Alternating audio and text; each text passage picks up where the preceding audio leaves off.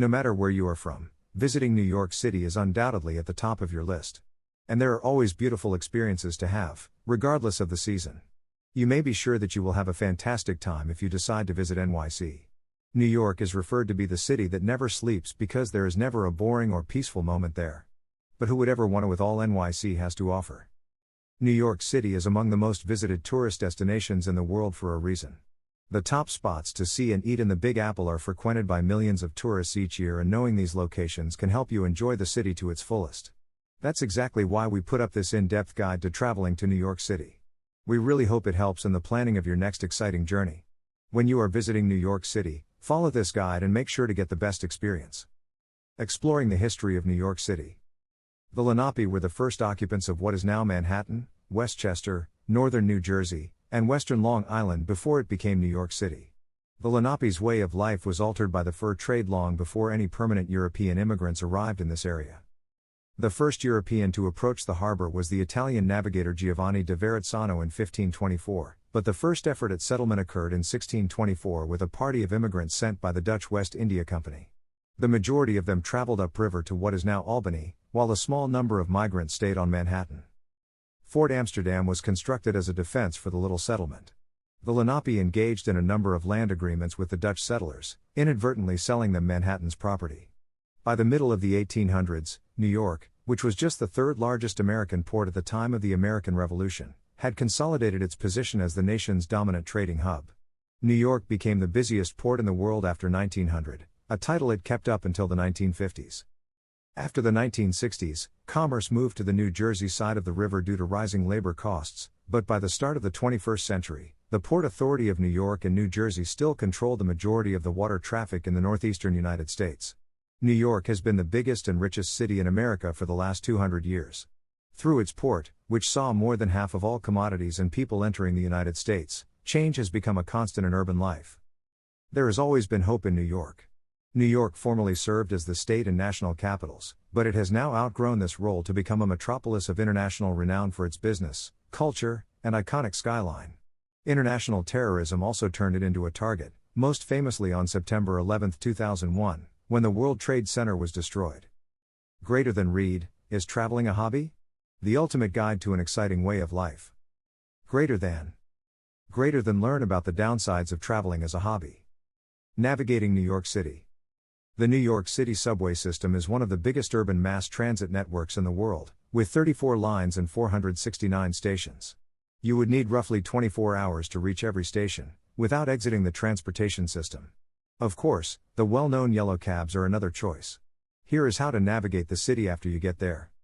Using public transit, subways and buses. Mass transit is the next best means of transportation if you are unable to walk to your destination. The Metropolitan Transportation Authority, MTA, operating as MTA New York City Transit, is in charge of the city's rail and bus network.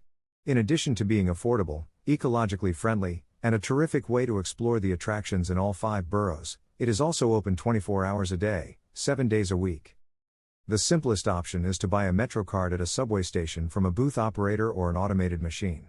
A single subway or bus travel costs $2.75 when using a pay-per-ride MetroCard, and transfers are free until you leave the turnstiles. Be careful to check the most recent MTA service information at mta.info, since subway lines sometimes alter their itineraries or briefly cease operation, particularly on weekends and late into the week. Taxi. The NYC Taxi and Limousine Commission issues permits and enforces regulations for the city's fleet of yellow taxicabs and green borough taxis. When you're weighed down by sore feet, cumbersome baggage, or shopping bags, hailing a taxi might be the best option. Taxis on duty may be flagged down if their numbers are lighted up on top. Depending on how quickly you're moving, the metered cost rises by 50 cents every 1/5 mile or every minute, starting at a minimum of $2.50.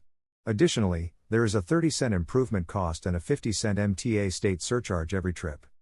Monday through Friday, 4 to 8 p.m., excluding holidays, an extra $1 and a 50-cent fee are applied to the meter, respectively, 8 p.m. to 6 a.m. Cash, credit, debit, and prepaid cards are all accepted in cabs. Also, remember to leave a tip. By car. Use Google Maps to assist you navigate the streets of New York City if you want to drive around the area. The largest issue is parking, so be careful to know where you could find a space. To compare parking prices and locations, you may wish to utilize a mobile application like Spot Hero. Plan ahead since parking costs may pile up quickly. Top 10 attractions in NYC.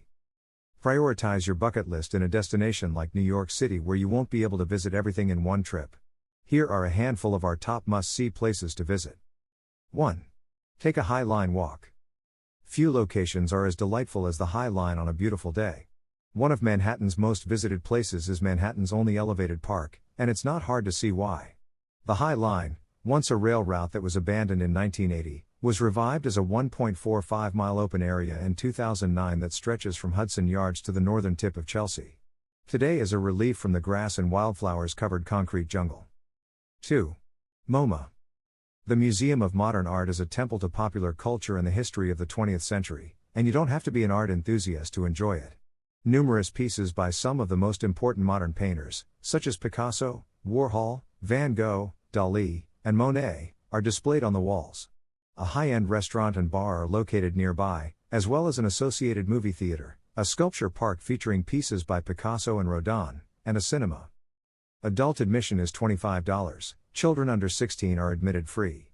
Open on Fridays from 10:30 a.m. to 8 p.m. and Saturdays from 10:30 a.m. to 5:30 p.m.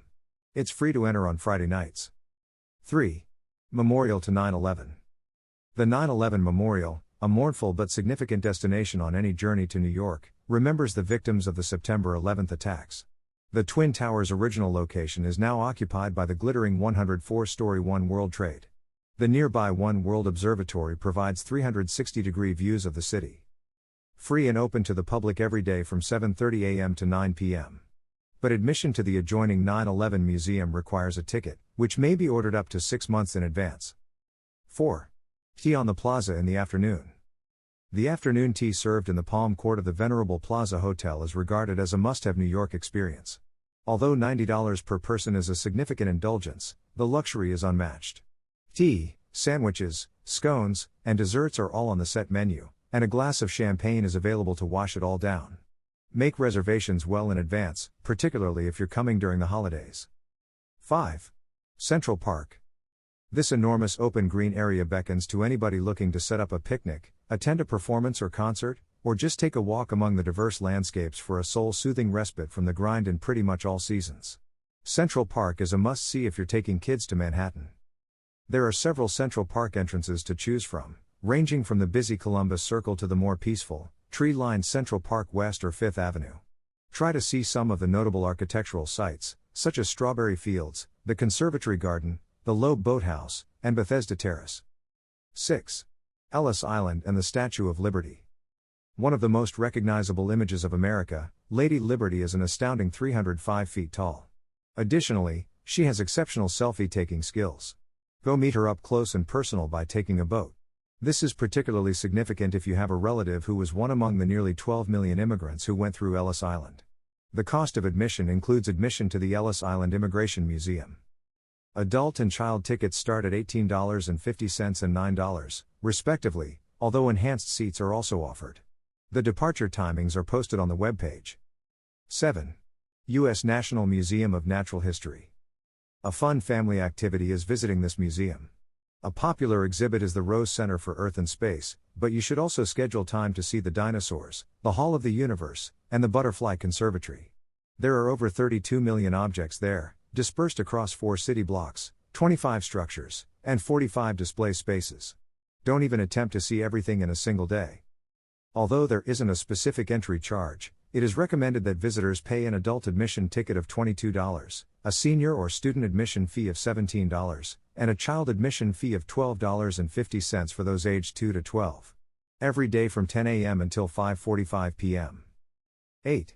Chinatown. In Chinatown, Mott and Grand Streets are crowded with vendors offering unusual delicacies like live eels, square watermelons, and hairy rambutan's, while Canal Street is glistening with jewelry and gift shops. Never forget to bring food. The top restaurants in New York City may be found here, including establishments serving food from Malaysian, Indonesian, Thai, and Vietnamese cuisines as well as practically every province of China's mainland and Hong Kong. Wander through hot windows with Peking ducks hanging from them, summertime street vendors selling drinking coconuts, and innumerable eateries dishing you a range of delectable Chinese food. You'll undoubtedly leave stuffed, thanks to the wonderful dim sum and dumplings. 9. The Rock at the Top. Want to see the city from the air? Instead of going to the Empire State Building, go to top of the Rock. You may capture the Empire State Building in your photographs thanks to the amazing perspective of New York City from the top of the Rock. Famous for its Today Show tapings, sometimes accompanied by free music in the summer, Rockefeller Plaza is also known for its giant Christmas tree and ice skating rink in the winter. You may visit in a few different ways. If you don't want to spend $37 plus tax for the observatory on the 70th floor, go to Bar 65 in the Rainbow Room, where a $20 martini will bring you identical views on the level below. Furthermore, you get to drink this way. 10. Brooklyn Bridge. This enormous suspension bridge, built over the course of 14 years in the late 19th century, served as a much-needed substitute for ferries between Manhattan and Brooklyn.